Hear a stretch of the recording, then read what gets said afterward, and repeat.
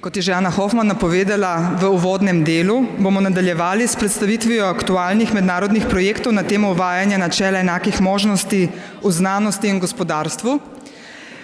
Imamo 5 poročevalk. Prosila bi, da se vsaka omeji na 15 minut. In najprej vabim pred mikrofon magistro Jasno Mikić, FDV, izzivi mladih žensk pri vstopu na trg delovne sile in doseganju vodilnih položajev. Ta raziskava je bila v okviru projekta EKPowerEK za enakost spolov v gospodarstvu. Prosim. Kot ste me lepo že predstavili, sem Jasna Mikić, prihajam iz Fakultete za družbene vede. Danes vam bom na kratko predstavila projekt EKPowerEK in se skušala tematsko tudi navezati na srečanje z naslavljanjem izzivov mladih žensk pri vstopu na trg delovne sile in pri doseganju vodilnih položajev v gospodarstvu. Najprej nekaj kratkih informacij o samem projektu. Kratica EKPowerEK se nanaša na enakost spolov pri razdelitvi ekonomske moči, kjer so bili največji izzivi v razumevanju in preseganju ovir enakosti spolov pri odločanju v gospodarstvu. Projekt je trajal dobro leto in pol, zaključili smo ga lanskega oktobra. Financer je bil norveški finančni mehanizem, koordinirala pa ga je Univerza v Ljubljani, na kateri smo aktivno sodelovali raziskovalci z Fakultete za družbene vede. Vodja projekta profesorica doktorica Aleksandra Kanjo-Mrčela. Imeli smo tudi zelo veliko čast, da je naš projekt v obliki sponzorstva podprla ministrica za delo, družino, socialne zadeve in enake možnosti in pa, da smo lahko sodelovali in skupaj izvajali aktivnosti z našimi strokovno usposobljenimi partnerji, torej Združenje Menedžer, Slovensko kadrovsko zvezo in pa BI Norveško poslovna šola. Projekt smo skušali peljati po neki poti, da bi dosegli tako splošne kot specifične cilje in pa tudi cilje, ki smo jih postavili znotraj določenih ciljnih skupin. Splošni cilj se nanaša na neko večjo zaveščenost oziroma več spodbud raziskavam na področju enakosti spolov, medtem ko smo se specifično želeli opredeliti na povečanje enakosti med spoloma v gospodarskem življenju v Sloveniji. Naš projekt ni bil zelo raziskovalen, je bil zelo ciljno usmerjen, naše aktivnosti, vse je potekalo preko aktivnosti, ki smo jih izvajali in na kateri smo lahko konkretno naslavljali različne akterje znotraj ciljnih skupin. To so tisti akterji, ki imajo pomembno vlogo pri spodbujanju enakosti spolov v gospodarstvu. Omenjene ciljne skupine. Politični odločevalci. Cilj je bil jih seznaniti o prednostih uravnotežene zastopanosti žensk in moških pri sprejemanju odločitev, predvsem pa jim predstaviti uspešne izkušnje s kvotami, ki jih imajo na Norveškem. Druga ciljna skupina menedžerji, kamor spadajo top management in kadrovski menedžerji. Njih smo želeli seznaniti z ustreznimi organizacijskimi postopki, predvsem se nam je zdelo pomembno jim priti blizu na ta način, da izpostavimo poslovne koristi, ki jih imajo lahko njihova podjetja. Ciljna skupina študentk, mladi ženski, ki se šele podajajo na svojo karierno pot, smo želeli seznaniti o morebitnih ovirah in možnih rešitvah na njihovi poklicni poti, ter splošno javnost, dvig ozaveščenosti o tematiki, predvsem s ciljem identificirati potrebne instrumente in akterje, ki bodo lahko odgovorni za spremembe. Zdaj bom predstavila konkretne aktivnosti, ki smo jih izvedli v zvezi z ciljnimi skupinami. Prvi dogodek smo izpeljali z kadrovskimi strokovnjaki in strokovnjakinami.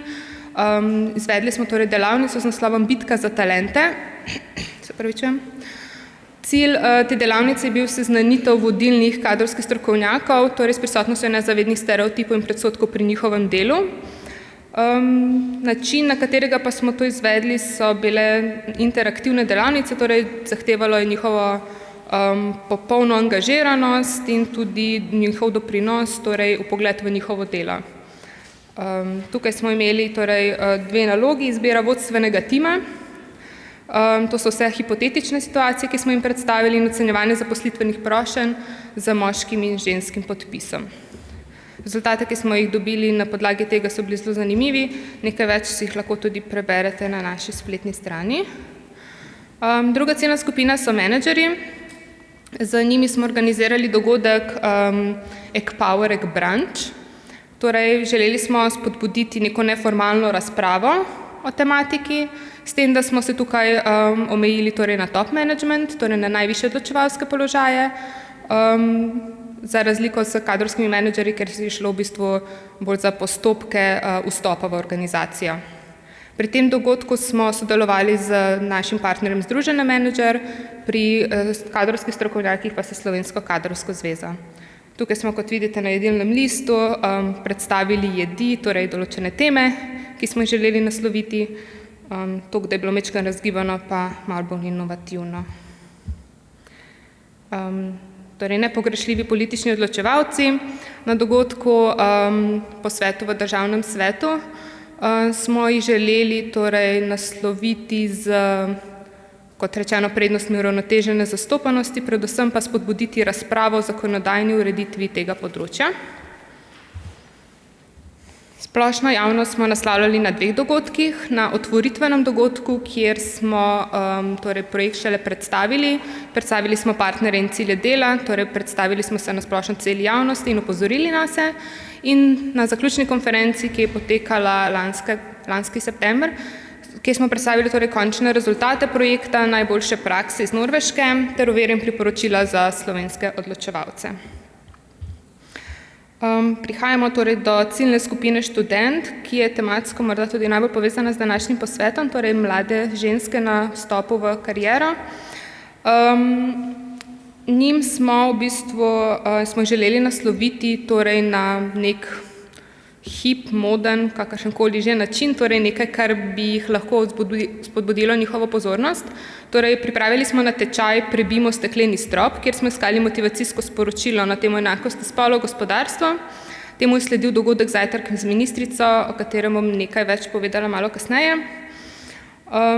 Cilj tega natečaja jih je bil torej seznaniti z njihovimi morebitnimi ovirami, jih pa predvsem spodbuditi in aktivirati k premagovanju teh ovir, torej z svojim kreativnim inputom, z nekim vsebinsko bogatim in prepoznavnim sporočilom, ki bi lahko torej doprinesel k večji ozaveščenosti. Tukaj sem vizualno predstavitev torej tega letaka. Nagovarjali smo torej študentke Univerze v Ljubljani. Pri oblikovanju sporočila smo jim pustili dokaj proste roke. Zanimala nas je v bistvu ta vrednost, ki ga ima lahko sporočilo, ki ga oblikujejo za torej pomen ozaveščanja o enakosti spolov v gospodarstvu. In na podlagi tega je potem žirija po preteku tega natečaja izbrala 7 nagrajenk. Tem nagrajenkam smo podarili torej vabilo na dogodek Zajtrk z ministrico. Torej šlo je za dogodek, na katerem so se študentke imele možnost srečati z preomenjeno torej sponzorko projekta, ki je hkrati tudi izkušena in uspešna ženska na vodilnem položaju. Torej se z njo pogovoriti, morda zastaviti kakšno vprašanje, ki jih zanima, pridobiti kakšen karierni nasvet, prisluhniti njeni torej karierni poti in zgodbi. Tako da to se jim je zdelo, potem sodeč po feedbackih, zelo koristna zadeva, ker je tudi eden izmed pomembnejših izzivov, s katerimi se srečujejo mlade ženske, torej da jim primanjkuje nek v bistvu vzornice, ampak poleg vzornik nek osebni stik z njimi. Torej izmed 7 nagrajenk smo potem izbrali eno zmagovalko. Ta je torej poleg vabila Zajtrka z ministrico in poleg knjige Voditeljstvo prejela tudi 6-mesečno mentoriranje mlade menedžerke pod vodstvom magistre Sonje Klopčič. Torej verjetno poznate, pionirka podjetništva in tudi nagrajena inovatorka. Tako. Čisto na hitro sem omenim, ker sem glih začela z natečajem, tudi zmagovalno sporočilo. Sporočilo je pripravila Kornelija Kamenik, študentka 3. letnika tržne komunikologije na Fakulteti za družbene vede. Torej z svojim sloganom Konec steklene dobe je želela opozoriti torej na čas oziroma obdobje, v katerem se nahajamo, kjer smo ženske omejene za steklenim stropom, če želimo priti do najvišjih položajev. S tem je želela poudariti, da je čas za konec te steklene dobe, dosežemo jo pa lahko z enakomerno porazdelitvijo moči vpliva in dostopa do virov med ženskami in moškimi. Zdaj, kot rečeno, naš projekt ni bil zelo raziskovalno usmerjen, smo pa vseeno uspeli na podlagi naslavljanja določenih ciljnih skupin priti do kakšnih zanimivih in pomembnih ugotovitev. Izzivi mladih žensk se največkrat nanašajo torej na zunanje oziroma na notranje in pri zunanjih igra nedvomno največji vpliv, torej vpliv stereotipov, ki torej lahko določa torej tako izobrazbeno kot tudi karierno in poklicno pot. Torej znano nam je, da imamo tako ženska kot moška in kot smo danes že slišali področje izobraževanja, prav tako imamo ženske in moške poklice. In tudi ta podatek, ki je že večkrat omenjen in tudi zelo v bistvu znan, da imamo več višje izobraženih žensk v Sloveniji kot moških. Kljub temu pa se mlade ženske pri vstopu na trg dela soočajo z večjimi ovirami in te se pojavljajo tudi že na začetku kariere. Na kar kaže tudi podatek, da imamo tudi več brezposelnih prvih iskalk zaposlitve kot moških. Seveda se te težave, torej višje kot gremo po hierarhični lestvici, tudi verjetnost njihova večja, da se bomo srečali s steklenim stropom. Zdaj mogoče, kar je bilo danes tudi že omenjeno, je to, da se moramo zavedati predvsem teh notranjih ovir, ki jih imajo mlade ženske, ko se torej odločajo oziroma ne odločajo za karierno pot. Po določeni raziskavi, ki je bila narejena na študentkah Univerze v Ljubljani v letu 2015, se je izkazalo, da mlade ženske imajo visoke ambicije, vendar jim pomanjkuje samozavesti in prepričanosti vase. Torej, potrjena teza, kot je bila danes že omenjena. Je pa tukaj ena zanimiva zadeva, torej na vprašanje, ali so ambiciozni, je 90% odgovorilo, da so, le 68 od teh pa je odgovorilo, da si želi vodilnega položaja v gospodarstvu. Torej, pravzaprav mislijo, da so ambiciozne, vendar se zelo hitro tudi zadovoljijo z nižjim položajem.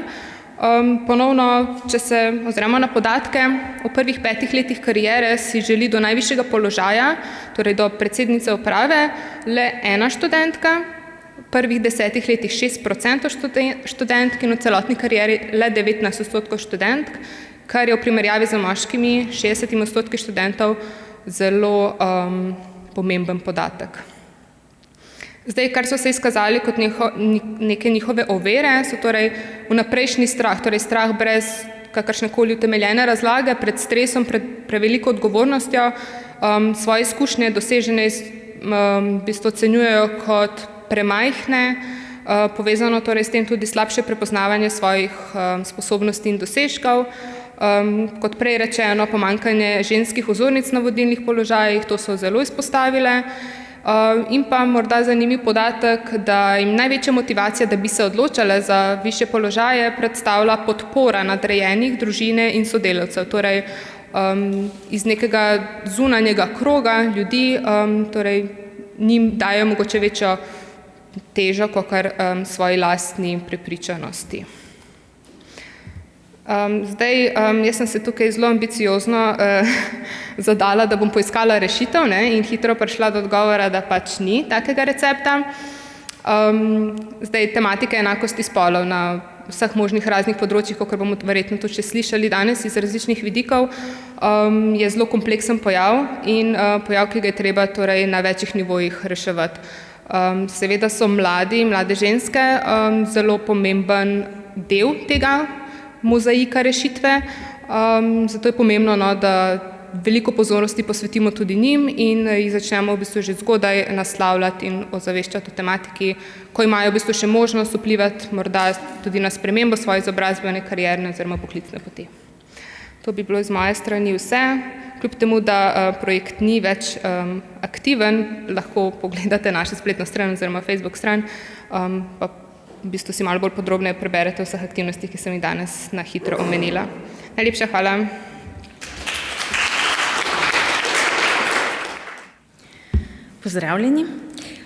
Pozdravljene. Sem Doroteja Zlobec, prihajam iz Ministrstva za izobraževanje, znanost in šport in sem sodelovala v projektu GenderNet. Mogoče nekaj za uvod. Gre za evropski projekt, se pravi projekt financiran strani Evropske komisije. Tudi to ni bil raziskovalni projekt, temveč tako imenovan CSA, se pravi koordinacijski in podporni projekt Evropski komisiji.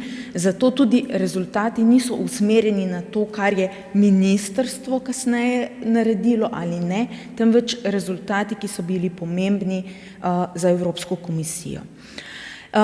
Je bil 3-letni projekt, končal se je lani jeseni in je bil nekako namenjen promoviranju enakosti spolov v raziskovalnih organizacijah, po eni strani preko institucionalnih sprememb, ter po drugi strani spodbujanje integracijo raziskav s področja enakosti spolov v raziskavah na širšem pomenu. Kaj je bila motivacija sploh, da se je naše ministrstvo vključilo v ta razpis in kaj je bila motivacija strani Evropske komisije? Se pravi, vemo že veliko, vendar še vedno premalo stvari, ki jih vemo, implementiramo. In to je bil glavni razlog, kako bi se premaknili naprej. Vemo, da te premiki so počasni, vendar da se vsaj premikamo naprej, da ne stojimo na mestu. Cilj projekta je bil tako sodelovanje različnih programov, predvsem strani financerjev, potem obravnavanje skupnih evropskih izzivov in nekako enotno spremljanje in poročanje o napredku v Evropi na tem področju. Konzorcij so sestavljala ministrstva in financerske organizacije, poleg našega ministrstva je sodelovalo tudi špansko in francosko ministrstvo ter izraelsko ministrstvo. Tukaj bi rada poudarjala, da smo se nekako izučili tudi to, da imamo ministrstva posebne, specifične težave, ki jih je treba premagovati, in financerske organizacije svoje težave, tako da se je videlo, kako eni ali drugi partnerji rešujejo probleme. Smo pa prihajali v bistvu širom Evrope, pa tudi iz Kanade in ZDA so bili partnerji in je bil res tak zelo širok pogled na tematiko.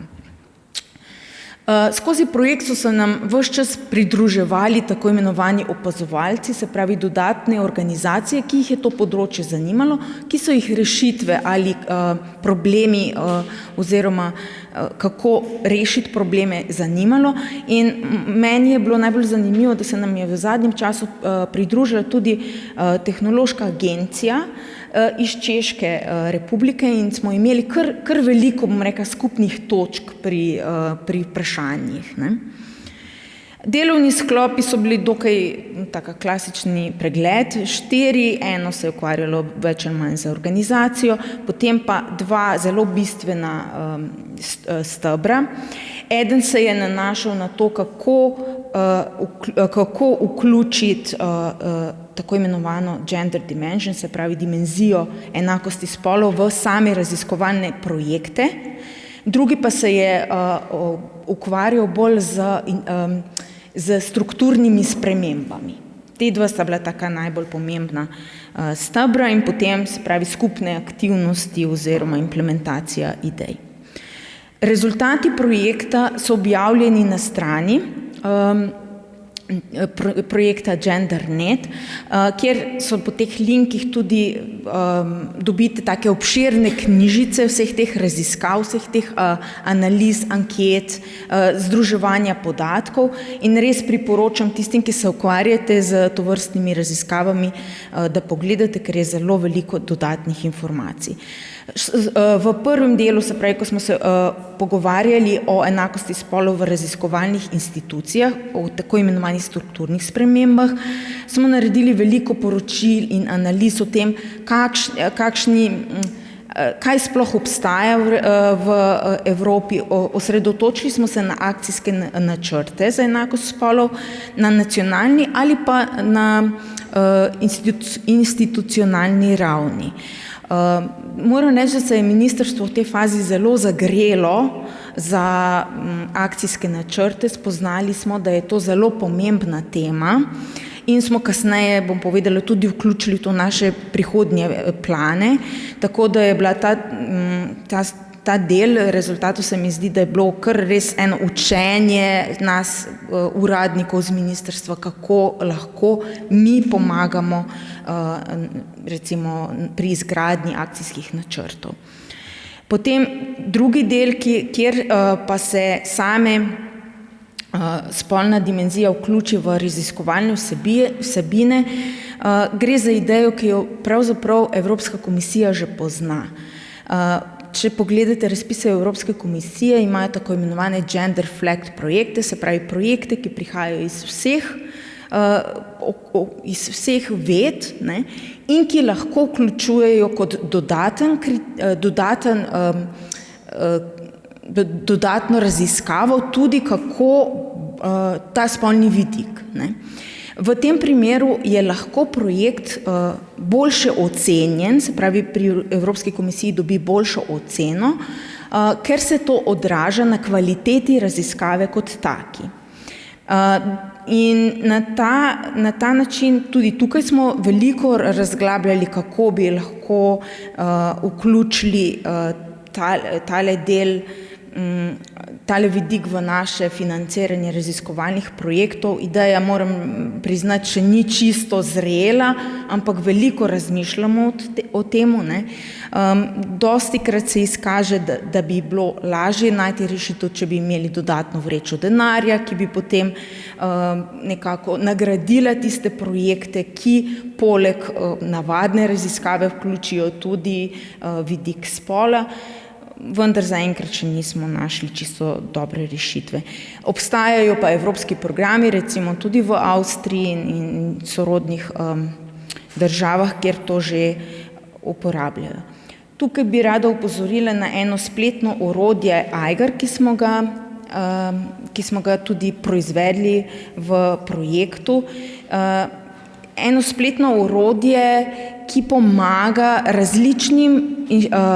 različnim organizacijam vpeljati dimenzijo spola v raziskovanje. Se pravi, nekako vodnik, ki smo ga izdelali, je integriran v spletno orodje in tam lahko na hitrejši, lažji način dobite informacije. Okay. Četrti sklop se je bolj ukvarjal z transnacionalnimi aktivnostmi in politiki in znotraj tega sklopa je Slovenija sodelovala bolj aktivno v smislu, da smo izvedli enega od 2 pilotnih izobraževalnih seminarjev, ki so nekako naslavljali vodilne na najvišjih pozicijah. Seminarja sta bila izvedena v Sloveniji in na Cipru kot na manj razvitih partnerjih pri projektu iz tega področja in ko sem imela osebno izkušnjo s tem, sem bila v bistvu zelo presenečena. Na začetku se mi je zdelo, da vse že vemo, že vse znamo, da imamo zelo dobro postavljen sistem, po Schifiger statistiki nismo hudo odstopali, vse je izgledalo zelo lepo. V praksi so se pa pojavljali zelo veliki problemi in moram reči, da sem bila zelo presenečena že glede na odziv na te delavnice.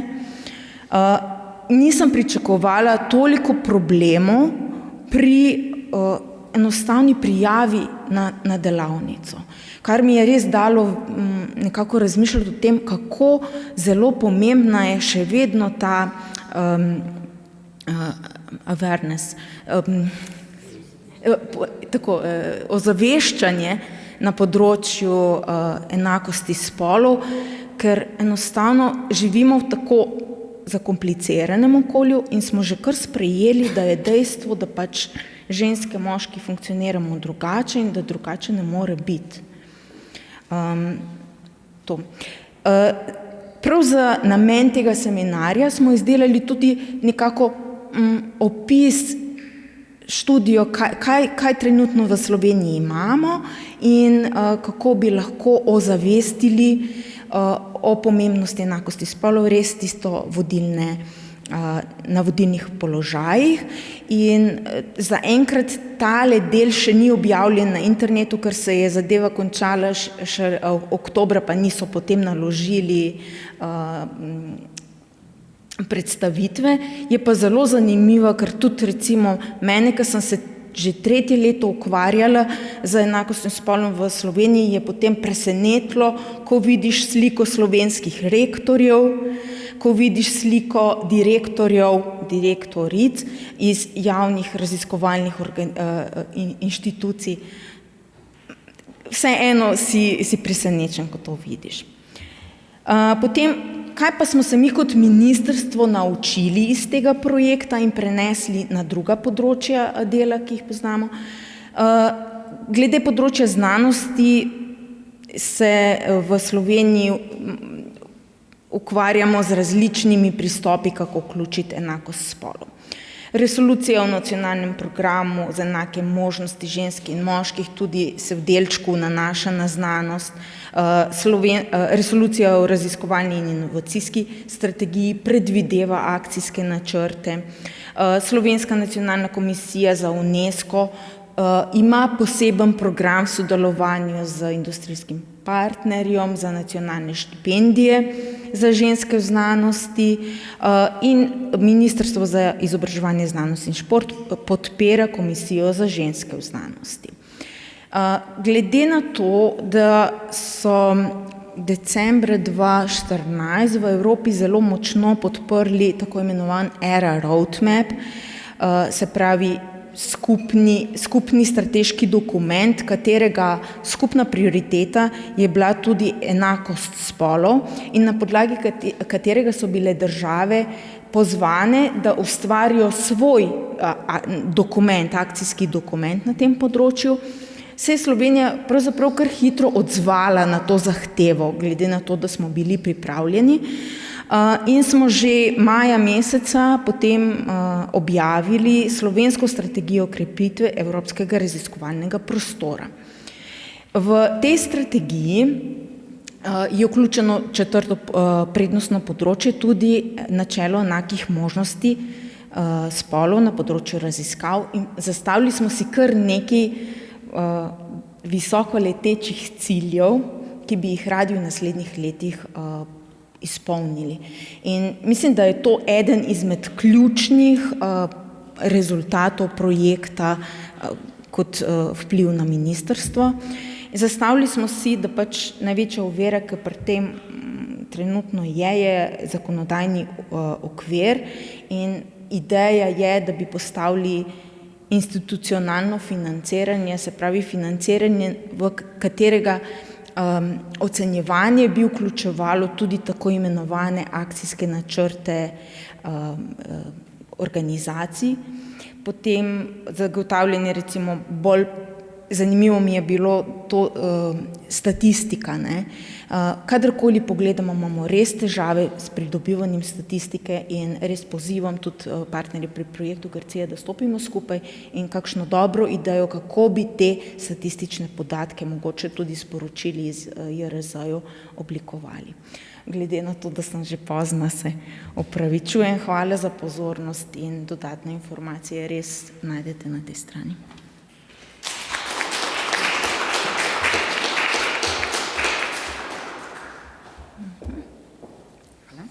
Na oder vabim Dorotejo Zlobec, Nino Pohleven z Kemijskega inštituta, prosim. Lepo pozdravljeni še z moje strani. Torej, sem Nina Pohleven iz Kemijskega inštituta, iz projektne pisarne. Najlepša hvala za povabilo, se zahvaljujem organizatorjem in se mi zdi super, da smo se zbrali danes tu, zato da se povežemo, da vidimo, kaj je bilo narejeno in da lahko si tudi izmenjamo znanja, ker bodo zagotovo v naši inštituciji prav prišla. Torej, danes vam bom predstavila, kaj počnemo v okviru projekta Plotina, katerega partneri smo od februarja 2016. In najboljše, da kar začnem. Se pravi, vizija projekta je ustvariti vključujoče, raznoliko in podporno delovno okolje, kjer lahko ženski in moške izvajajo vrhunske raziskave.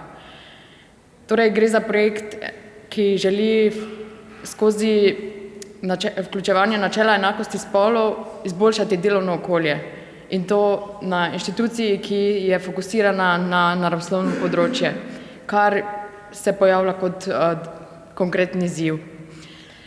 Cilji tega projekta konkretno so preprečiti nizko stopnjo vključenosti kvalificiranih raziskovalk z odpravljanjem ovir pri zaposlovanju, zadrževanju in ohranjanju na delovnem mestu ter pri kariernem napredovanju, izboljšati procese sprejemanja odločitev z uveljavljanjem uravnotežene zastopanosti spolov za nove priložnosti za znanstveno inovativnost, odličnost in produktivnost, ter skozi vključevanje spolne spremenljivke v raziskave, posebej tam, kjer tradicionalno ni uporabljena. In te cilje bomo, oziroma bi jih naj dosegli skozi načrt za enakost spolov, ki bo pravzaprav sprejet že v tem letu, v začetku tega leta in se bo potem izvajal tekom projekta do konca in na koncu tudi evalviran s pomočjo partnerjev, ki so namenjeni posebej spremljanju naših aktivnosti. Konzorcij je zelo raznolik. V konzorciju smo edina inštitucija, ki nastopa kot raziskovalna organizacija, tako kot vi pri Garciji. Ostalo pa so vse akademske inštitucije oziroma druga posvetovalna telesa, ki nam v bistvu pomagajo pri izvajanju tega projekta. Koordinatorji projekta so Univerza v Bologni, potem pa sodelujejo še Univerza v Warwicku, torej mi, Lizbonska fakulteta za ekonomijo, Mondragon University, to je v bistvu Univerza kooperative Mondragon, ki jo verjetno poznate iz Španije. Zato je še posebej zanimiv tudi njihov recimo pristop k tem zadevam, ker imajo načeloma vse horizontalno urejeno. Potem imamo tudi Turke kot partnerje, Ozegin University. Center for Social Innovation je v bistvu center, ki nam pomaga pri monitoringu in je iz Avstrije. Potem Jump Forum, ki sodeluje za promocijo projekta, LUR Consultancy in Centro Studi Progreto Dona pa sta v bistvu poklicni organizaciji oziroma nevladni organizaciji, ki se že vrsto let ukvarjata z vključevanjem načela enakosti v podjetja in v akademske raziskovalne organizacije. Prav tako imamo pa svetovalno telo oziroma odbor, to so pa različni strokovnjaki povezani ali z Evropsko komisijo ali prihajajo iz drugih akademskih institucij in podobno, v glavnem sodeluje tudi na sestankih in nam svetujejo pri implementaciji projekta. Torej, projektna skupina Kemijskega inštituta je v bistvu sestavljena tako iz zaposlenih v podpornih službah, kot rečemo, in kot tudi zaposlenih iz raziskovalnega sektorja. Torej, jaz sem koordinatorka projekta, potem imamo pravno podporo Jasmino Štiftar, Katarino Mušič, ki sodeluje iz kadrovske. Pridobili smo celo moškega raziskovalca, docenta dr. Francija Merzela, ki je tudi član znanstvenega sveta, kar je v bistvu tudi super podaljšek vpliva naših rezultatov ali pa izsledkov v tej pomembnem telesu za karierno napredovanje in zaposlovanje.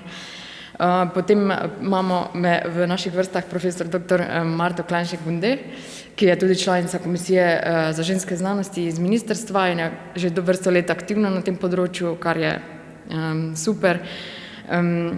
In nenazadnje imamo profesor dr. Natašo Zabukovec-Logar, ki je v bistvu vodja odseka, ena izmed redkih ženskih vodij odseka na Kemijskem inštitutu, hkrati tudi je kandidira recimo za direktorico inštituta in je tudi članica znanstvenega sveta. Torej, projektne aktivnosti so zasnovane skozi te 4 ključne delovne sklope, seveda pa so zraven še pač ti ostali, ki pritičejo vsakemu projektu. Torej, v osnovi je trenutno poudarek na oceni obstoječega stanja in oblikovanju načrta za enakost spolov. To je pač ta prvi delni sklop, ki je začel projekt. Potem bomo nadaljevali na razvoju karierne poti in kulturnih sprememb skozi načrt za enakost spolov, ki bo sprejet v naslednjih mesecih. Drugi del tega načrta bo vpeljevanje spolno občutljive znanosti na inštitucije, ki sodelujejo, ter nenazadnje spremljanje in vrednotenje našega dela skozi programsko opremo, ki je razvita posebej za potrebe našega projekta in ki bo v bistvu skozi določene indikatorje, ki smo jih prepoznali kot ključne v projektu, ocenila, kako smo se partnerji angažirali na tem področju. Fokus je na 5 vsebinskih področjih. Prvo so vodstvena telesa, ključni akterji in odločevalci, tako da v bistvu vse te aktivnosti potekajo skozi ta fokusna področja. Potem zaposlovanje, ohranjanje delovnega mesta in karierno napredovanje, integracija zasebnega in poklicnega življenja, raziskovalci in raziskave, torej enakost spolov skozi to prizmo, in nenazadnje integracija dimenzije spola v študijske načrte, kjer sicer mi ne sodelujemo, ker študijskega načrta nimamo, so pa tukaj močno aktivne druge partnerske organizacije, torej akademske. Projekt bo v bistvu napredoval skozi 4 faze, oziroma že napreduje. Torej, oceno obstoječega stanja smo pravzaprav že izvedli in danes bomo predstavljali tudi nekaj rezultatov iz te ocene obstoječega stanja. Lahko pa že zdaj povem, da se zelo močno identificiramo z problematikami in izzivi, ki so bili danes omenjeni že v okviru predstavitve Garcia projekta. Torej, zdaj smo v fazi oblikovanja načrta za enakost spolov, potem sledi implementacija in evalvacija aktivnosti, pa vzpostavitev platforme z orodji, ki v bistvu poteka vzporedno, in ta platforma je tudi odprto dostopna preko spletne strani projekta. Orodja, ki bodo na voljo, oziroma nekatera so že, so našteta tukaj, se pravi orodje za pregled stanja na področju ukrepov, ki zadeva enakost spolov. Eden izmed ciljev projekta je v bistvu, da se ta ocena stanja izvede na čim večjih inštitucijah po Evropi, raziskovalnih ali akademskih, zato smo naše orodje, ki smo ga razvili v okviru projekta, dali na voljo odprto dostopno, da lahko v bistvu se ga kdorkoli posluži, je standardizirano, tudi vsi partnerji v projektu smo ga uporabljali na enak način, tako da so tudi naši rezultati primerljivi. Katalog, potem drugo orodje je katalog ključnih kvantitativnih in kvalitativnih indikatorjev, torej teh, ki bodo del tega evalvacijskega programa, pa ta spletna programska oprema za nepristransko spremljanje in vrednotenje. Se pravi, vse to si lahko kdorkoli downloada iz interneta in pač uporabi. Kar je recimo dobro tudi za vas, če boste dejansko spremljali akcijske načrte oziroma jih uvajali pri inštitucijah, da se v bistvu jim pove, da lahko to že uporabljajo. Potem pa bo še baza dobrih praks na podlagi tega, kar bomo izvajali v naslednjih letih. Identificirane bodo pač dobre prakse, ki bodo implementirane v okviru načrta za enakost spolov pri različnih partnerjih, in potem tudi, kako so bile izvedene, da se bodo lahko pač prenesle v skladu z kontekstom druge organizacije v njihova okolja.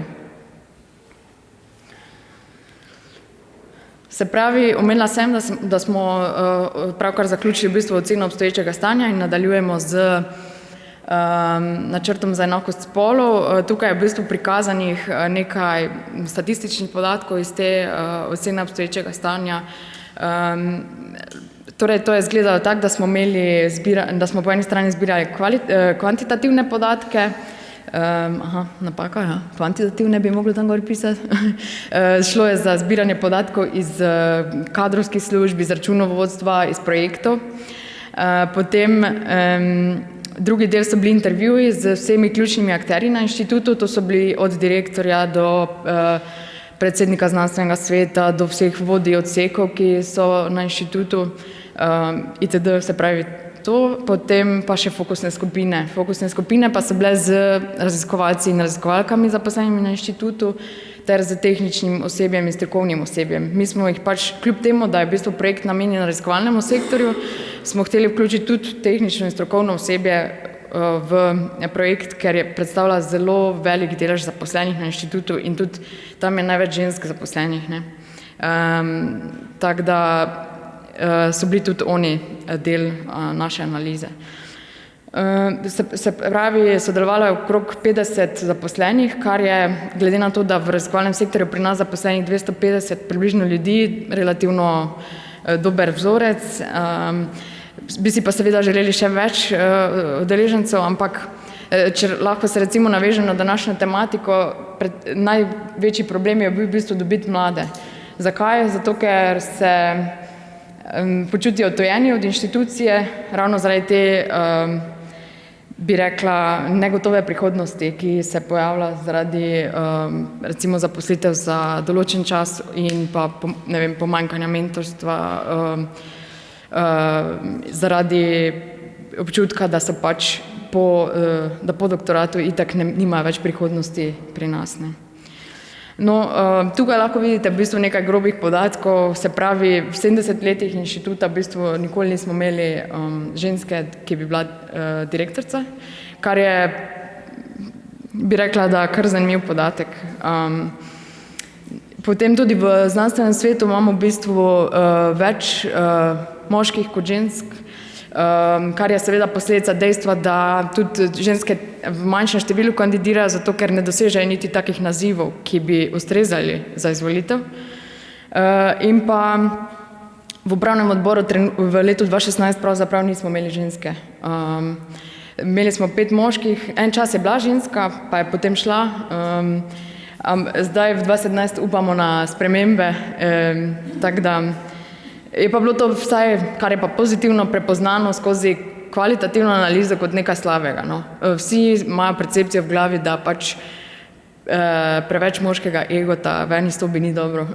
Tako da vsaj občutek je, da pač uravnoteženost neka v vodstvenih telesih in raziskovalnih skupinah je pozitivna. Nadalje lahko vidimo, da pač tudi ta v bistvu struktura po nazivih se odraža tudi v strukturi, kdo je vodja odseka, recimo pri nas. Imamo spet manj žensk kot moških, ker pač ne pridejo niti do takega naziva, da bi lahko kandidirale. Ni mogoče tudi zato, ker veljajo pač določeni stereotipi o ženskah na vodstvenih položajih, ki so močno prisotni, vsaj na naravoslovju. Pa zato, ker, kot pravijo, pač je se zelo odraža ta zgodovinska patriarhalna družba tudi v današnjem razumevanju še vedno tega, kdo je kompetenten, sposoben, kdo ima karizmo in to. Kar je mogoče pozitivno ali pa ne, je pač to, da imamo vsaj pri pomočnikih uravnoteženo sestavo, se pravi moški, ženska, vsak za svoje delovno mesto, spet pa recimo imamo pač tu spolno zaznamovano strukturo zaradi tega, ker moški je pač za finančne zadeve, ženska pa je za splošne in pravne zadeve. No, potem v zadnjem grafu lahko vidite še to dejstvo, ki sem ga že omenila, da pač imamo največ žensk zaposlenih v najnižjem nazivu in da se potem v bistvu to odraža tudi do najvišje strukture, oziroma da je vedno manj žensk na višjih nazivih. Mogoče še nekaj podatkov v tej tabeli. Tukaj lahko vidite v bistvu, kako se spolna dimenzija, spolna perspektiva odraža v raziskovalnih projektih na inštitutu. Če pogledamo recimo poprečno sestavo raziskovalne skupine, vidimo, da je več žensk dela na nacionalnih projektih, kot pa na evropskih projektih. Tudi recimo trenutno imamo 10 potekajočih evropskih projektov, kjer je v bistvu pač vodja projekta, imamo samo 2 vodji projekta na teh evropskih projektih in eno izmed teh je pač Plotina, drugi pa je en Marie Curie projekt, ostalo pa vse vodijo v bistvu moški. Tudi, ko smo gledali številke, v bistvu dosti več denarja moški v povprečju pridobijo iz evropskih pa nacionalnih sredstev kot pa ženske. Število zaposlenih v raziskovalnem sektorju, ki so mentori mladim raziskovalcem, pač tudi vidite, da je več moških, tudi več moških se sporedno angažira še v izobraževanju. Se pravi, da so, ne vem, za 120% zaposleni še nekje na akademski inštituciji. Potem, če pogledamo soavtorstva, tudi vidimo precej veliko razliko v bistvu, da pač ženske večini manj objavijo, to so zdaj podatki za 2015, ne, kot pa moški. In pa poprečno število zaposlenih v raziskovalnem sektorju, ki so predstavili svoje delo na mednarodni ravni, spet vidimo zelo veliko razliko med moškimi in ženskami, se pravi, ženske precej manj predstavljajo svoje delo v tujini. Iz tega pač lahko potegnemo pluse in minuse. Zdaj, mogoče se vam glede na rezultate zdi smešno, da je v bistvu ta plus oziroma ta seznam tak dolg, pa ta tak kratek, ampak tu zadaj se skriva dosti nekih drugih še v bistvu dimenzij, ki jih pač niso napisane. Če se lahko navežem na tisto jutranji uvodni nagovor, spolno nevtralni jezik, ja, dejstvo je, da pač se to podarja kot nekaj zelo pozitivnega, čeprav ko pa recimo moške v fokusni skupini vprašaš, kaj bi pa naredili, če bi vam v pogodbo o zaposlitvi napisali, da ste zaposleni na delovnem mestu svetnica, recimo, to bi pa bilo katastrofa za njih, ne. To bi zahtevali takoj popravek, ne. Medtem ko ženske sploh ne opazijo več teh razlik, ne, ker se jim pač to zdi spolno nevtralno. Prepričanje, da je enakost spolov pomembno, to sem že povedala. Uspehi obeh spolov so načeloma enakovredno prikazani, s tem, da pač ob zavedanju, da glede na to, kljub temu, da imamo več žensk zaposlenih na inštitutu kot moških, pač ženske dosegajo manj vidne uspehe ali pa uspehe, ki bi bili, katere bi si želeli manj promovirati, zato ker pač so večinoma zaposlene kot tehnične ali strokovne sodelavke. Individualna obravnava zaposlenih vsekakor je prednost, da smo pač mali inštitut v primerjavi z drugimi partnerji recimo in da se lahko dokaj prilagajamo realnosti, ne. Še posebej zaradi fleksibilnega delovnega časa recimo, ki omogoča prihod, odhod iz delovnega mesta kadarkoli, dokler je pač izpolnjena kvota 40 ur na teden. Imamo tudi opcijo podaljšanja ocenjevalnega obdobja pri napredovanju v primeru porodniške, se pravi, za 1 leto se potem ženski da možnost, da pač dlje pridobiva v bistvu kriterije za napredovanje. Ustrezni delovni pogoji so identificirani, se pravi fizični kot taki laboratoriji in to ne povzročajo težav ali moškim ali ženskam.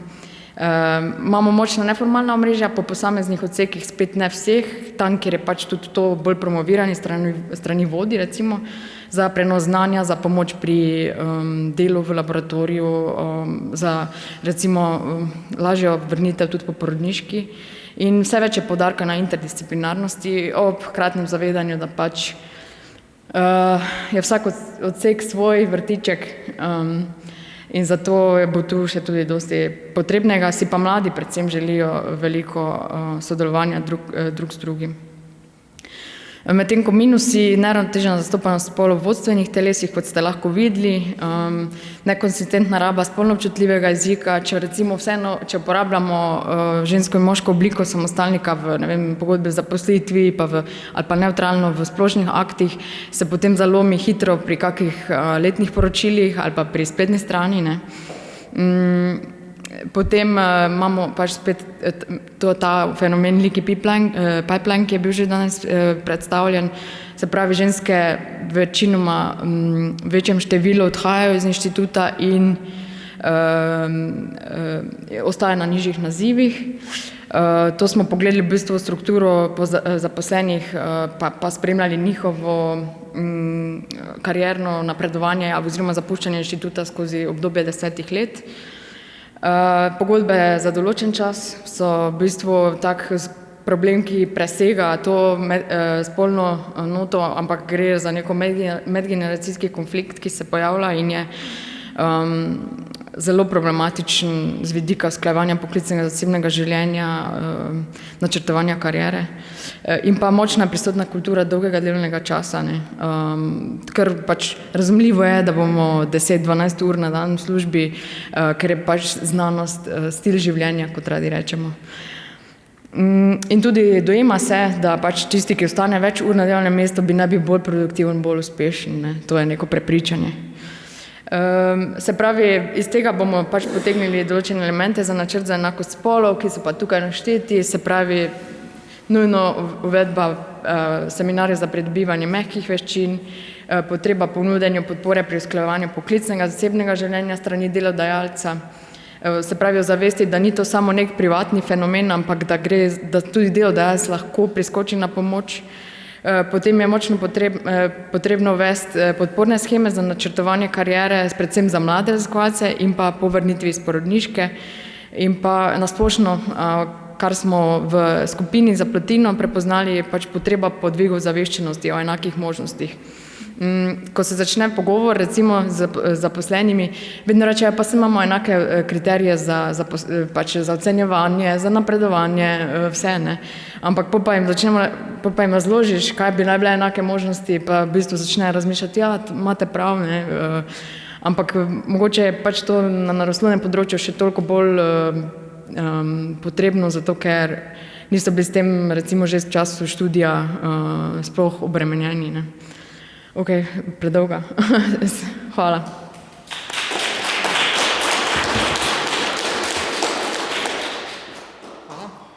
No, da vabim doktorico Živo Humar z Mirovnega inštituta, ki bo predstavila projekt ODA, Očetje in delodajalci v akciji. Ok, zdaj sem pa z vami. Lep pozdrav sem skupaj, tudi z moje strani. Jaz tokrat predstavljam projekt o enakosti spolov z vidika moških. Gre za projekt, če čisto na kratko povem, potem bi pa še rajš v te stvari v raziskovalne rezultate, ker namreč eden od redkih projektov, kjer je bilo dovoljeno v enem delu se posvetiti tudi raziskavi, kar smo seveda s pridom izkoristili in takoj naredili in kvalitativno in kvantitativno študijo. Skratka, projekt Očetje in delodajalci v akciji ODA, to je bil projekt, ki se je končal lansko leto, drugače pa trajal vse skupaj 18 mesecev, skratka, to je bil tak šprinterski projekt, v katerem smo sodelovali, skratka, vodili smo ga na Mirovnem inštitutu, skupaj z partnerji Univerze v Ljubljani, Fakultete za družbene vede, Zveza svobodnih sindikatov, vidim, da je ta del odrezal, skratka, Zveza svobodnih sindikatov Slovenije, Niša d.o.o., PR agencijo smo imeli, zato da bi čim boljše skomunicirali zadevo v javnosti in pa norveškega partnerja Reform Resource Center for Men. Zdaj, mi smo štartali iz neke izhodiščne predpostavke, da smo v zadnjih desetletjih, kar nam potrjujejo številne, predvsem tuje, domačih raziskav na to temo ni bilo prav veliko, skratka, da smo priča spremembam na področju starševstva, zlasti očetovstva v sodobnih družinah, kar se kaže predvsem pri vključevanju moških v skrb za otroke. Precejšnja neenakost še vedno obstaja pri delitvi gospodinjskega in drugega skrbstvenega dela v zasebni sferi, skratka, to je ena vrsta spremembe na tej identitetni, individualni ravni, na drugi strani pa spremembe na sistemski ravni za uvedbo recimo sploh starševskih dopustov oziroma še posebej očetovskih dopustov, ki skratka eksplicitno naslavljajo očete. In potem tudi drugih dopust za nego bolnega otroka in tako naprej. Skratka, tu se zaznavajo neki premiki v smeri novih, aktivnih, skrbnih očetov. Hkrati pa predstavljajo v bistvu spremembe na trgu dela, spremembe, kar se tiče zaposlitev, torej prekarizacije, individualizacije in intenzifikacija trga dela, v bistvu predstavljajo pa zelo pomembne dejavnike, ki seveda vplivajo na vključevanje sodobnih očetov v skrb za otroke. Ker smo se seveda v projektu, poleg raziskave, je nekako srednji del projekta predstavljal pilotni eksperiment v 4 delovnih organizacijah v Sloveniji. Smo vedeli, da je treba predvsem zelo pozitivno pristopiti, sploh glede na to, da je pač, vemo, enakost spolov v Sloveniji v nekem javnem mnenju nekaj, kar je seveda totalno pase, ker imamo vsi enake možnosti in smo si toliko zelo enaki, a ne, imamo vsi enake plače za enaka delovna mesta. Smo vedeli, da je pač treba pristopiti, oziroma smo se odločili za to, da izpostavimo najprej, še posebej, ko gremo pa k delodajalcem, kaj so pa pozitivni učinki usklajevanja plačanega dela in zasebnega življenja in vključevanja moških v zasebno življenje, zlasti v skrb za otroke. Zdaj si lahko pač preberete, ampak predvsem pa to seveda temelji na različnih tujih raziskavah. Skratka, pozitivni učinki za moške so večja stopnja zadovoljstva z življenjem nasploh, tesnejši in bolj povezani odnosi z otroki, s partnerjem, partnerko in boljši odnosi na delovnem mestu. Za ženske to pomeni seveda na eni strani razbremenjenost z gospodinjskim in skrbstvenim delom in hkrati večja enakost pri vključevanju na trg dela. In tudi pri otrocih seveda so različni pozitivni učinki na razvoj otroka.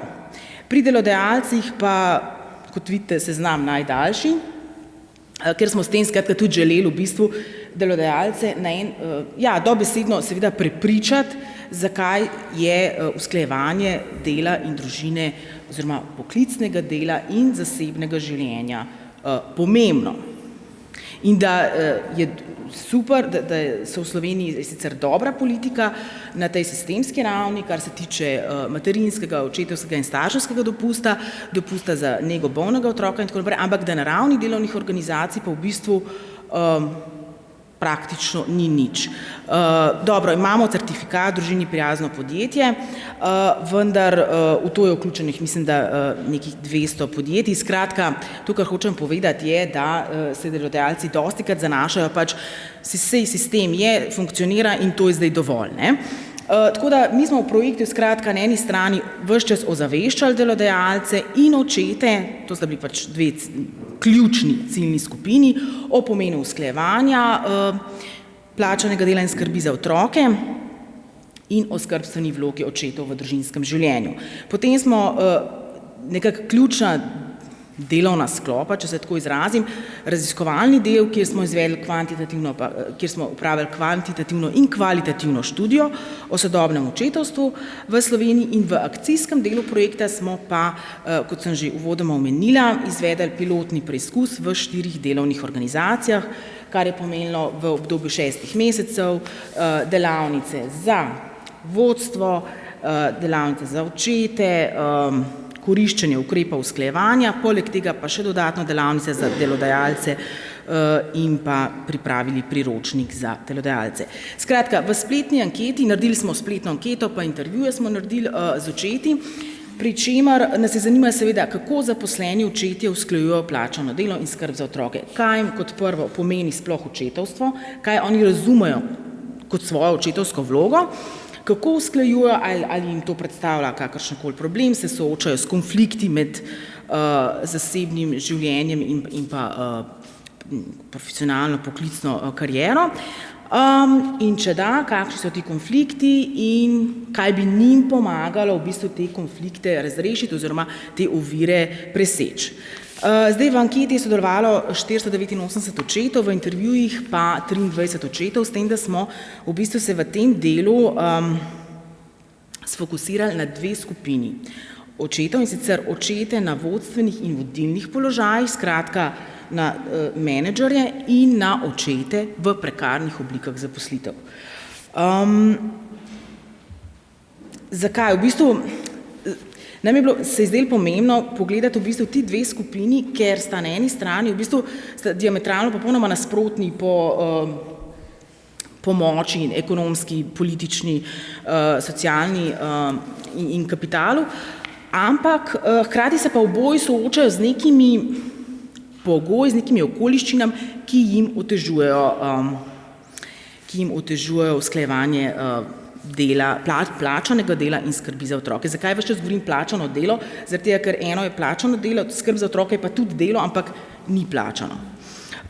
No, skratka, pokazalo se je, da v bistvu danes očetje razumejo svojo vlogo zelo celostno. Mi smo jih spraševali, oni so v bistvu po kategorijah ocenjevali, katera so jim področja pomembna in pravzaprav se je izkazalo, da najbolj pomembno področje ali pa element očetovstva je ta čustvena prisotnost in pristnost odnosa z otrokom. Seveda tudi finančno preskrbljenost, zagotavljanje preskrbljenosti družine in pa potem še vse ostale. Kot vidimo, jaz sem vzela v bistvu podatke samo za je pomembno in je zelo pomembno. Skratka, kot vidimo, povsod v bistvu ti odstotki grejo čez 90. In še posebej, torej ta čustvena prisotnost, jaz mislim, da tu se pokaže nekako to rahljanje teh tradicionalnih spolnih vlog, čeprav potem ne, ko pa vidimo vsakodnevne potrebe, torej pomoč pri zagotavljanju zadovoljevanja vsakodnevnih potreb otroka, je pa v bistvu, vidimo, da se vse nekoliko znižuje, kar pa še vse je ta prisotnost teh tradicionalnih vlog dela še precejšnja. Skratka, pokazalo se je, da obstajajo precejšnje razlike, recimo že samo pri koriščenju očetovskega dopusta smo spraševali za prvih 15 dni plačanih dni, torej to je bilo še v bistvu po ta stari zakonodaji, zdaj vemo, da se očetovski dopust se je v tem obdobju že povečal. Skratka, spraševali smo za prvih 15 dni, ki so bili plačani takrat in se je pokazala precejšnja razlika med zaposlenimi za nedoločen čas, ki seveda koristijo v večji meri kot tisti, ki so zaposleni za določen čas in samozaposleni. Recimo, pokazalo se je 80% anketiranih očetov je izrazilo, da se soočajo s konflikti in pokazalo se je pa tudi, da imajo slabše možnosti usklajevanja, predvsem očetje na obeh skrajnostih. Vidim, da mi je v bistvu vsakič to zadnjo vrstico odrezali. Se opravičujem. Skratka, na obeh skrajnostih po zaposlitvenem položaju, torej na najvišjih in na najnižjih.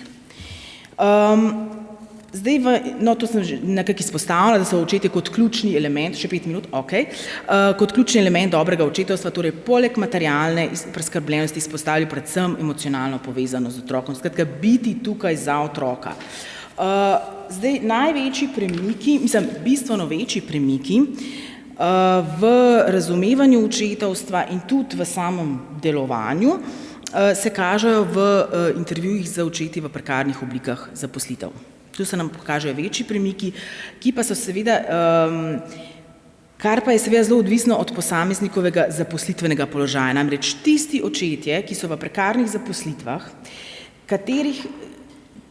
ki se po obliki zaposlitve približujejo standardnim oblikam zaposlitve, imajo največ možnosti usklajevanja.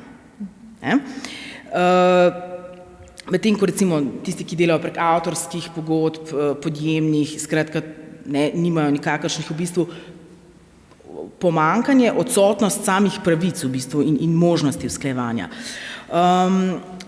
Skratka, konkretni problemi, ki so se recimo pokazali pri prekarno zaposlenih očetih, so bili torej konstantna težnja k neomejeni razpoložljivosti delavca delodajalcu oziroma naročniku, delo izven običajnih delovnikov, nepredvidljivost dela in pa obdobji, ko dela ni. In obdobji, ko dela ni, v teh obdobjih se potem ti očetje 100% v bistvu posvetijo skrbi za otroke in gospodinjskim opravilom. Kot sem že izpostavila, skratka, manjko oziroma omejenost pravic do različnih oblik dopustov, odsotnost plačanega dopusta, regresa in tako dalje.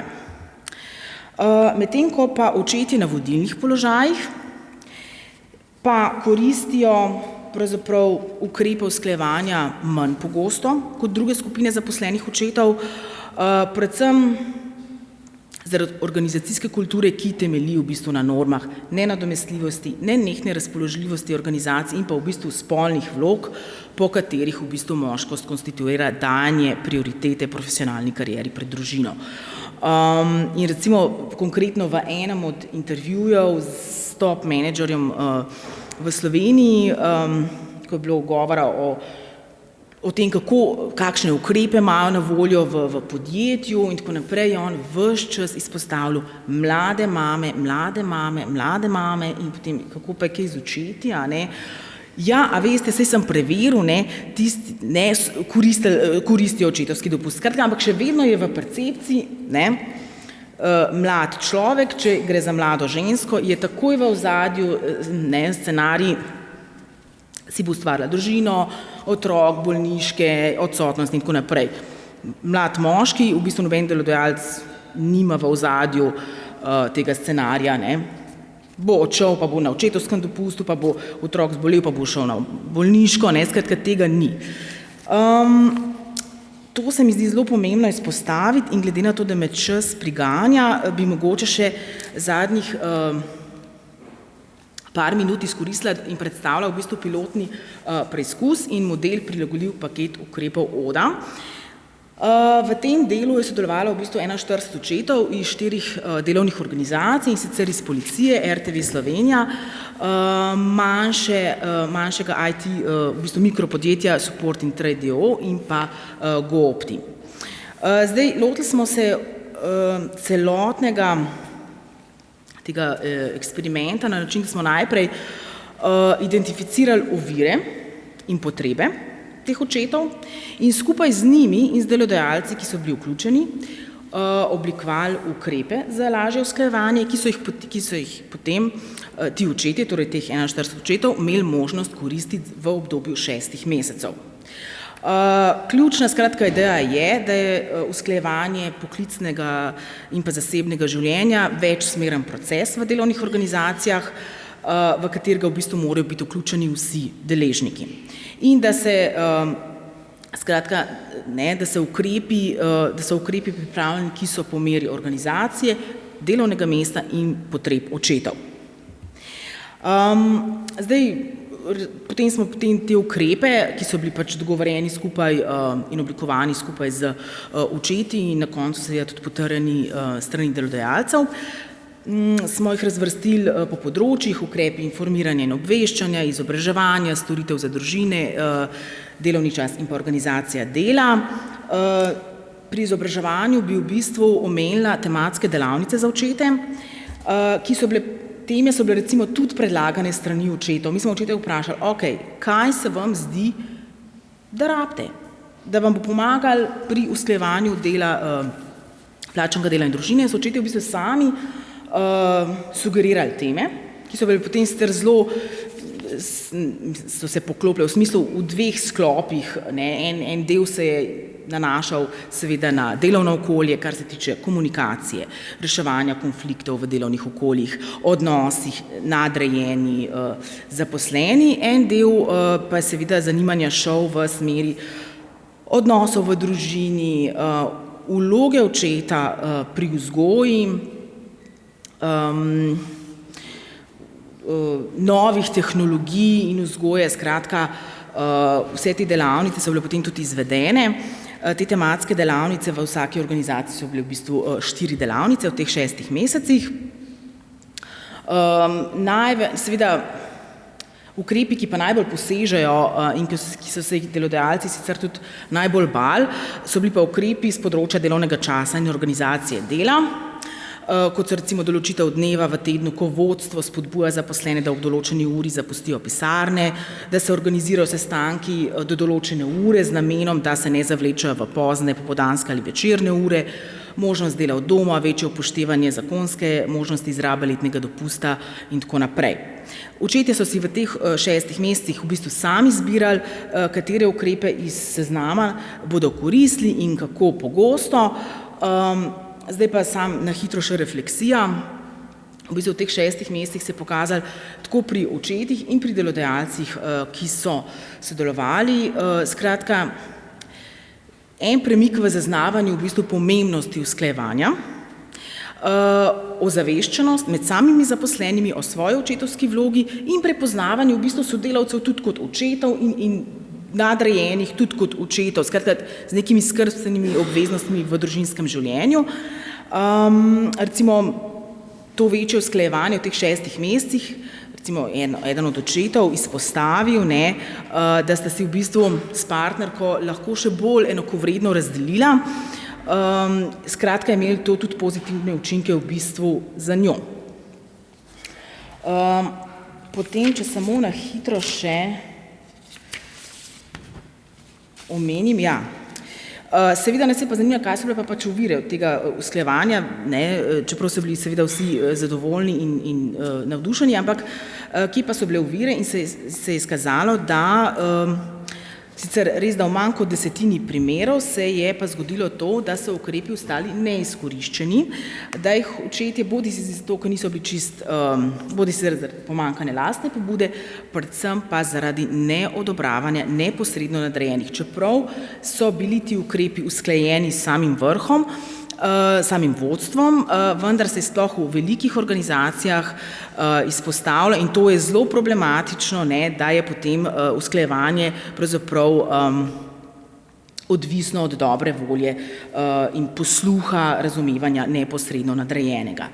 Skratka, če mogoče pogledamo samo še pri delodajalcih, delodajalci so recimo izpostavili kot pozitivne spremembe, predvsem izboljšanje komunikacije med zaposlenimi in pa so ugotovili, da je bil potreben angažma vseh sodelujočih in da so tudi sami v bistvu morali vložiti več, kot so prvotno planirali. Kar se mi zdi, da je pač pomembno prepoznati in to priznati, ker konec koncev, če želiš neke mehanizme usklajevanja uvesti v delovno organizacijo, to pomeni konkreten poseg v procese organizacije dela.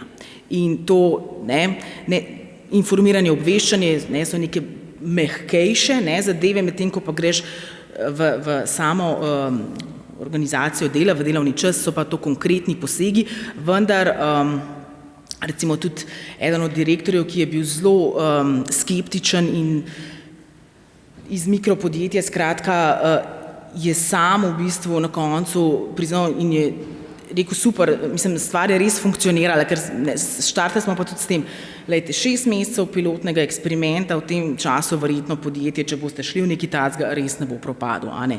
No, skratka, kot neka spodbuda in mislim, da je bil projekt potreben in je dal neke koristne,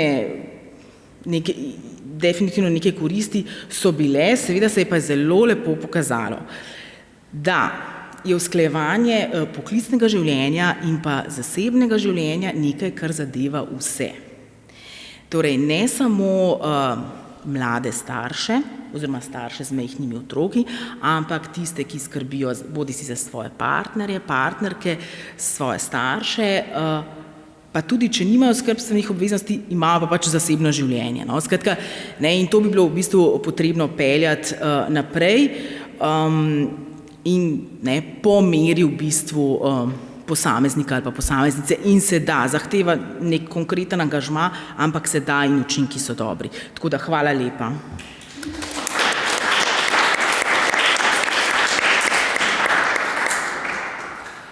No, da vabim še zadnjo sogovornico, Petro Bevek iz CMEPIUS-a o kariernem razvoju raziskovalcev v Evropi. Dober dan in prav lepo pozdravljeni še z moje strani. Kot ste že slišali, moje ime je Petra Bevek in prihajam iz CMEPIUS-a. Večina vas iskreno upam pozna našo nacionalno agencijo. Jaz v primerjavi z ostalimi projekti, ki so bili danes predstavljeni, vas bom vzela majčkeno ven iz konteksta. Namreč predstavila vam bom mrežo in pa portal Euraccess. Zdaj me pa zanima, koliko od vas pozna portal Euraccess. No, to je zelo dobro. Koliko vas pa uporablja portale Oraxes. Ok, tukaj nam malo procentualno pade. Tako da, če ste videli zdaj naslavljali precej konkretna področja, bomo zdaj čisto na hitro, če bom predolga, me kar hitro ustavite, pregledali pravzaprav ta širši kontekst, evropski kontekst na področju raziskovanja, ki naslavlja, znotraj katerega potem vi lahko tudi raziskujete, implementirate tudi te raziskave, ki smo jih danes lahko opazovali in pa tudi poslušali. V okviru Oraxesa je CMEPIUS Bridgehead Organization, kar pomeni, da smo mi ta komunikacijska most z Evropsko komisijo in pa hkrati smo tudi Service Center, kar pomeni, da nudimo raziskovalcem, trudimo se tako našim, predvsem pa tujim, pomoč pri integraciji oziroma vključevanju v slovenski raziskovalni prostor, kar se tiče nudenja od prihoda, skratka vizni postopki, do te integracije in pomoč raziskovalnim organizacijam in visokošolskim organizacijam pri postopkih ali izobraževanju, kako bolje gostiti raziskovalca.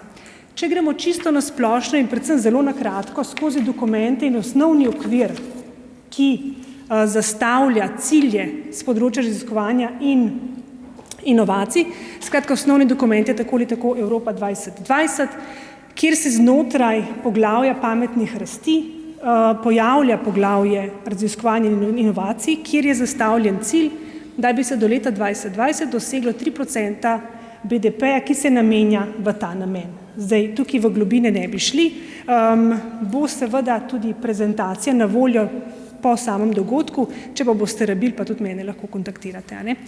Gre seveda za širši kontekst, ki je, bomo rekli, utemeljen in predvsem postavljen v prostor znotraj evropskega raziskovalnega prostora, skratka tudi to je spletna stran ERA platform, kjer lahko najdete tudi dodatne informacije od podpornih dokumentov do kar se trenutno dogaja v tem kontekstu v Evropi.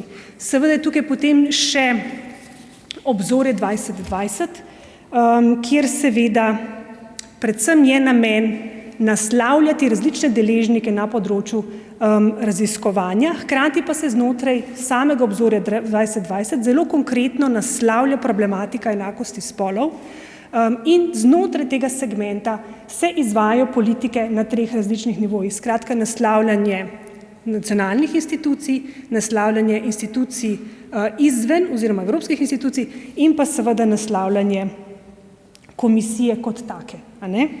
Zdaj, jaz sem tukaj, upam, da bo delovalo. Ne bo delovalo. Bomo videli, če bo link zunanji. Vam samo, ker ne vem, če ste opazili, v okviru novega programa je Evropska komisija precej močna na promocijskih aktivnostih in se mi je zdaj zelo zanimiv način, kako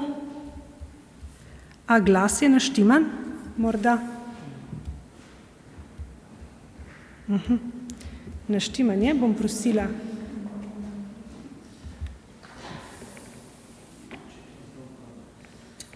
Če bo, če ne bom pa samo pojasnila na kratko, zakaj sem tudi želela. Gre namreč za isto stvar, kot ste že vi na začetku opozarjali. Če želimo ozavestiti problematiko, je treba že na samem slovničnem jezikovnem področju oziroma bo šlo nasloviti to zadevo. Res Evropska komisija pa tudi v promocijskem gradivu, zelo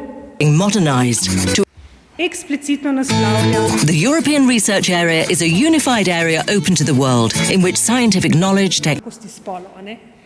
Gre za predstavitev European Research Area, ERA platforme, tako da, če bo zdaj delovalo.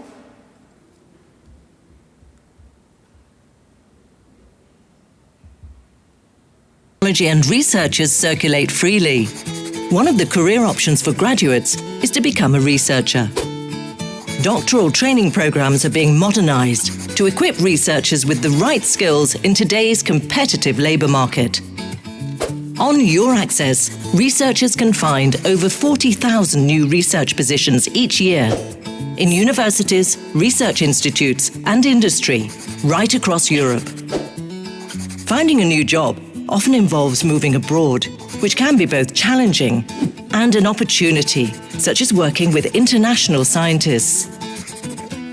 Over 250 Your Access service centres across Europe provide researchers with personalised assistance when moving abroad.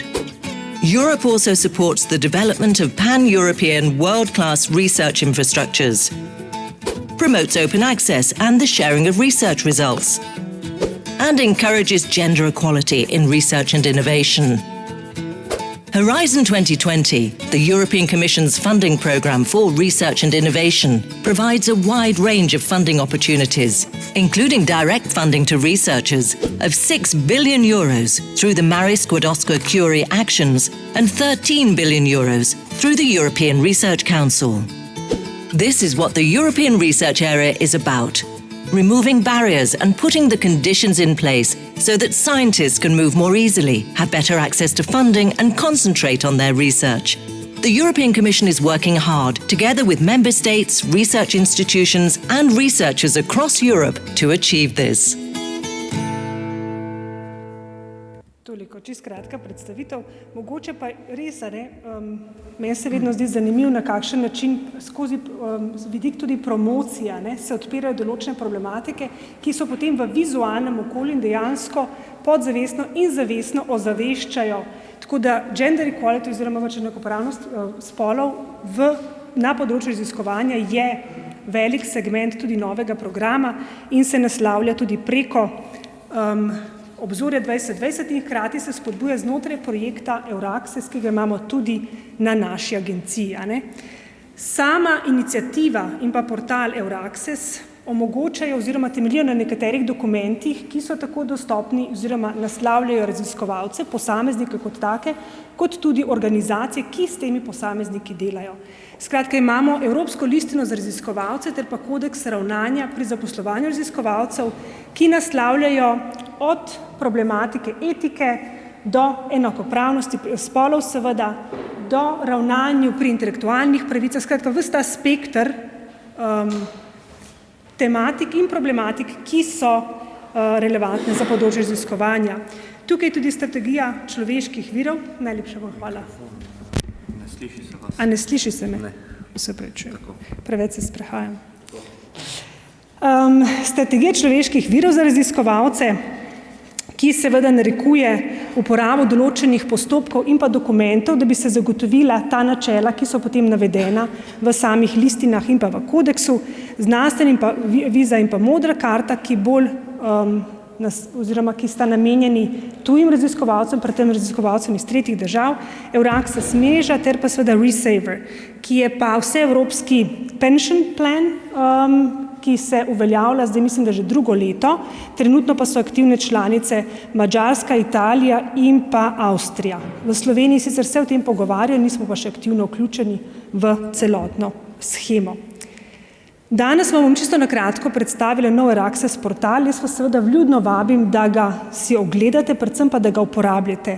Je zelo koristno orodje za raziskovalce, nudi številne možnosti od iskanja delovnih mest do usposabljanj, do mreženja, je dejansko res orodje, ki vključuje vse tisto, kar raziskovalci potrebujete, predvsem pa združuje mrežo več kot 500 organizacij iz 40 držav, kjer sodeluje že več kot 1000 oseb. V slovenski mreži imamo trenutno 9 organizacij, ki so kontaktne točke kot take, ter pa 17 oseb, ki aktivno sodelujejo v sami Euraccess iniciativi.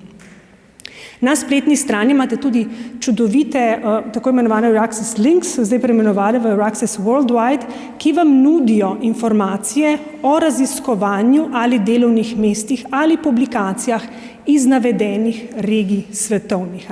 To pomeni, da v teh regijah imate tudi konkretne osebe, konkretne ljudi, na katere se lahko obrnete, če želite v tisti regiji delovati, objavljati ali pač enostavno poiskati kolege za sodelovanje na.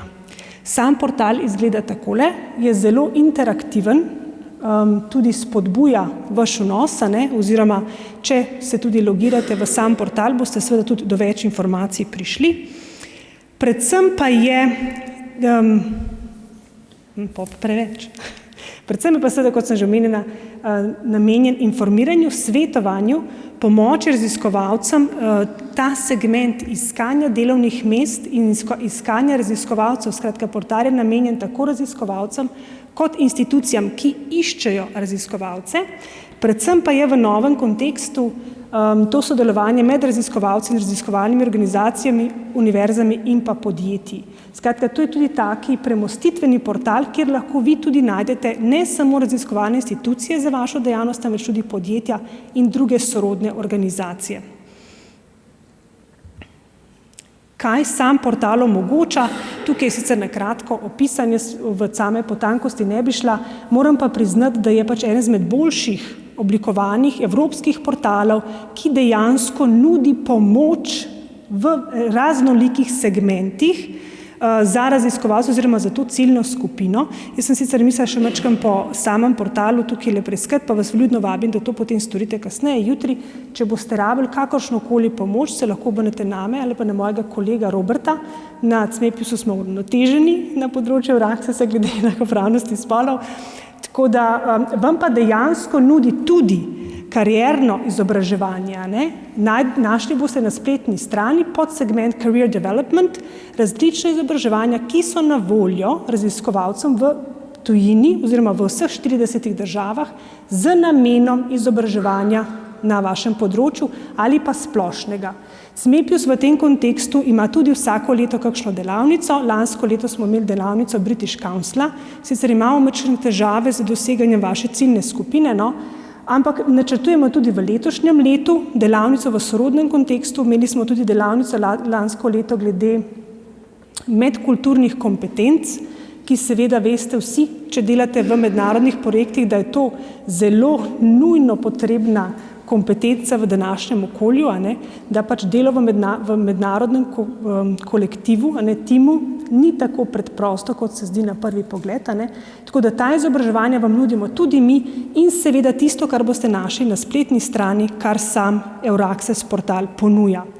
Je pa seveda gre, kar je v kontekstu vseh dokumentov, ki sem vam že navedel na začetku, gre za dvig zavesti in pa sodelovanja Euraccess deležnikov, predvsem, da bi se spodbudili z vseh zornih kotov, ki jih naslavljamo kot take, sodelovanje, raziskovanje, mobilnost, inovacije in pa seveda ta segment enakopravnosti med spoloma. Tako da z moje strani, kratko in jedrnato, najlepša vam hvala. Če bo kdo rabil mojo vizitko, ne mi pol pocuka, vam rade volje dam, tako da veliko uspehov še naprej.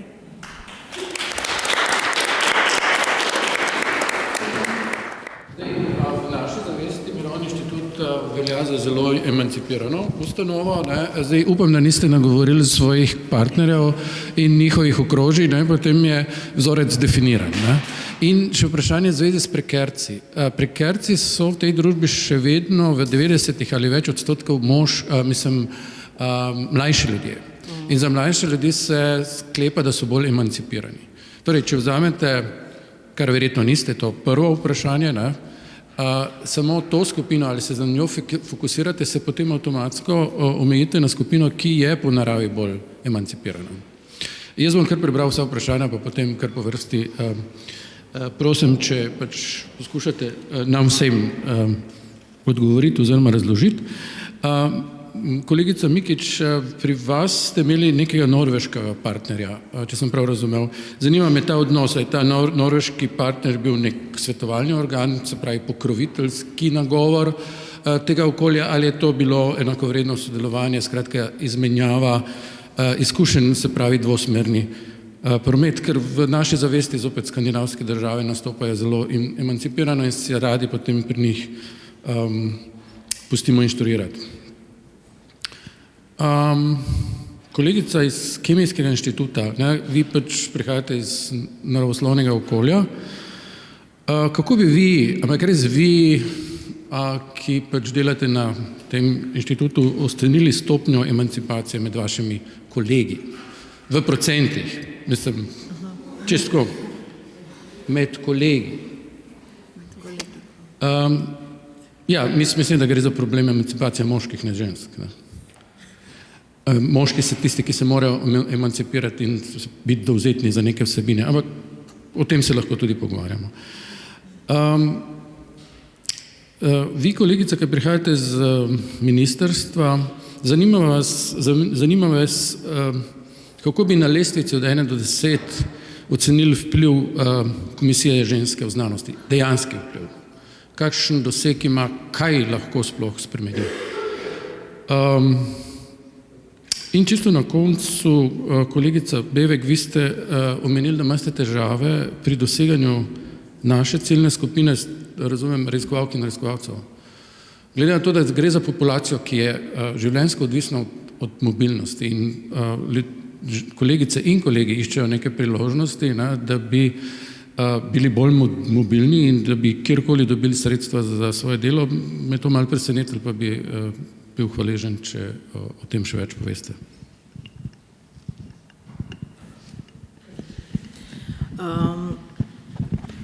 Če čisto na hitro odgovorim, kar se tiče respondentov v naši raziskavi,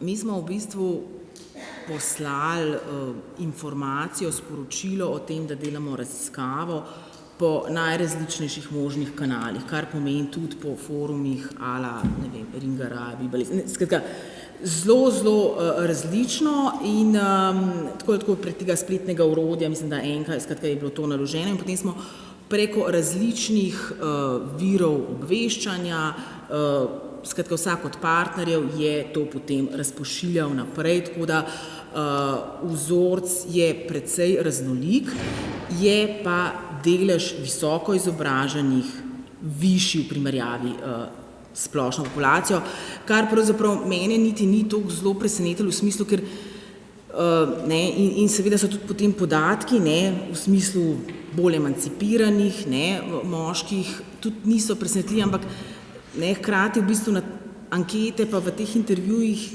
je pričakovano, da v bistvu sodelujo bolj tisti, ki jim je ta tema bodi si blizu ali pa jih zanima o tem govoriti, želijo govoriti o tem. Tako da potem pa v tej spletni anketi smo imeli pa tudi v bistvu na koncu možnost komentarja, da smo v bistvu mi očete že povabili tudi potem k intervjujem in tisti, ki so želeli, so pustili svoj kontakt in smo jih potem v bistvu tudi vključili v intervjuje. Tako da nismo glih svojih partnerjev doma intervjuvali, sigurno smo se temu izognali pod nujno. Kar se pa tiče prekarcev, bolj emancipirani, in to se je pokazalo tudi v samih intervjujih. Tu so bili v bistvu veliko večji premiki v smeri skrbnega očetovstva zaznani, kot pa seveda pri menedžerjih, ki poleg tega, da imajo vse možne ukrepe na voljo, jih hkrati lahko imajo tudi moč oblikovanja teh ukrepov. Tako da Če še jaz odgovorim, če se sliši. Aha, okay.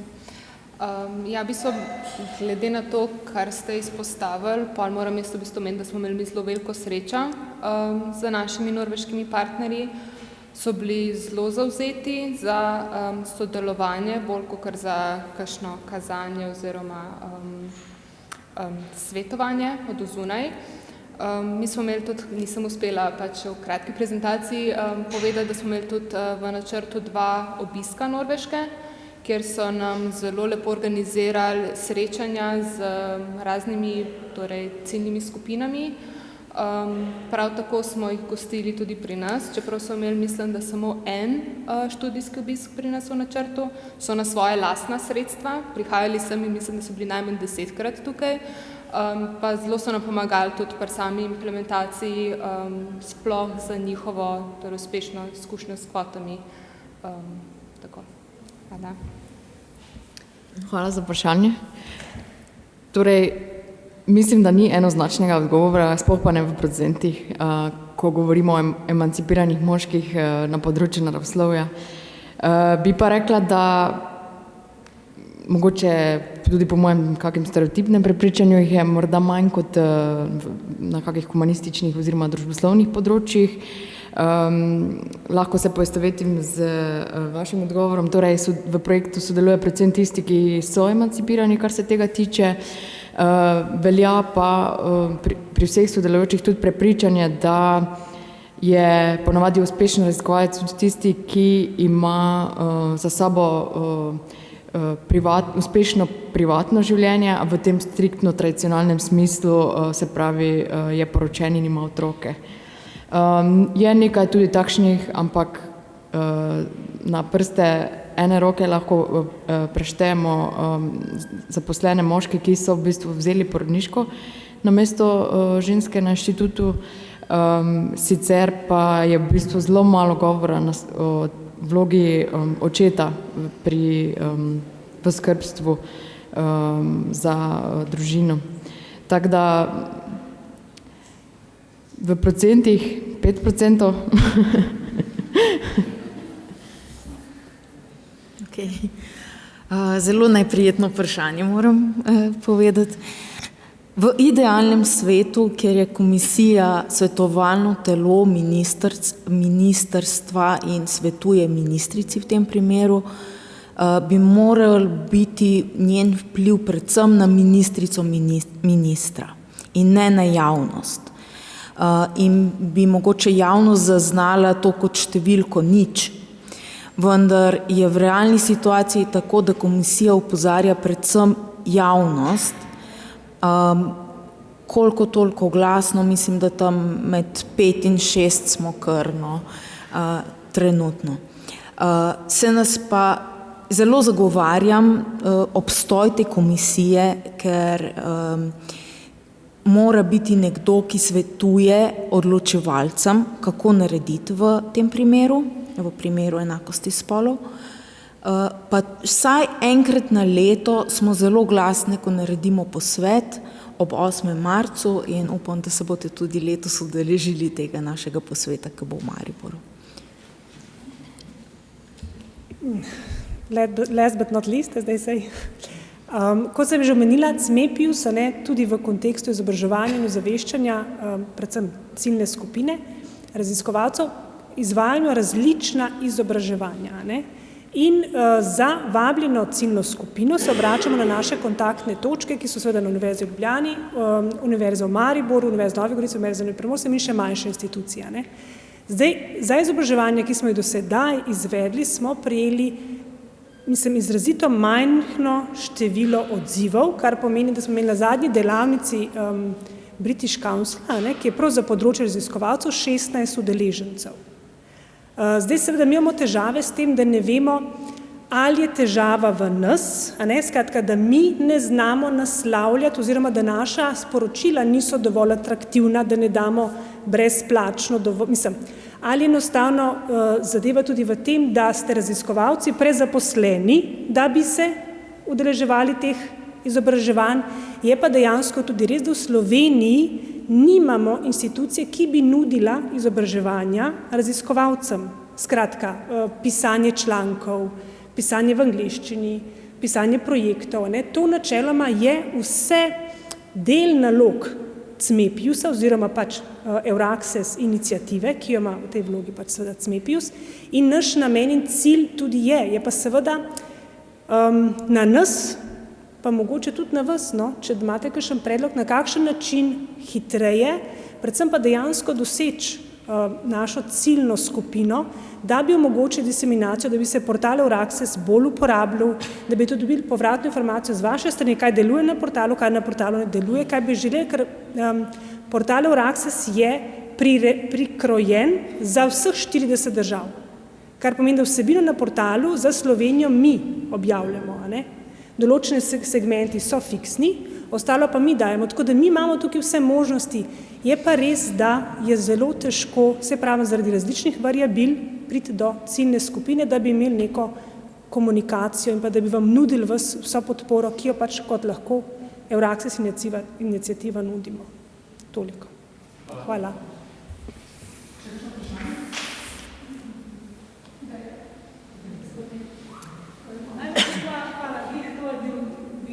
Bila naša ideja, da se zberemo skupaj, da povemo eni drugim, kaj smo delali, kaj naprej hočemo, da se povežemo In mogoče bi čisto na kratko, naša ideja je že bila, da naredimo, v bistvu je pobuda, da naredimo en skupni portal ali na kakšnem obstoječem portalu, mogoče Komisije za ženske v znanosti ali ministrstva, zberemo vse rezultate teh projektov, ki so že končani ali trenutno potekajo v Sloveniji in res bo veliko lažje tudi za prezaposlene raziskovalke in raziskovalce, če imajo res na enem mestu vse in dobijo orodja metodološka za kako delati statistiko, kako narediti akcijski načrt in karkoli drugega. Torej, res je ta pobuda in kmalu vam bomo poslali še en mail skupni, da se še bolj med sabo povežemo in mogoče tudi skozi skupaj z ministrstvom pa s Komisijo za ženske v znanosti skupaj naredimo en takšen spletni portal. Še enkrat se vam najlepše zahvaljujem in v svojem imenu in v imenu projektnega tima Garcija.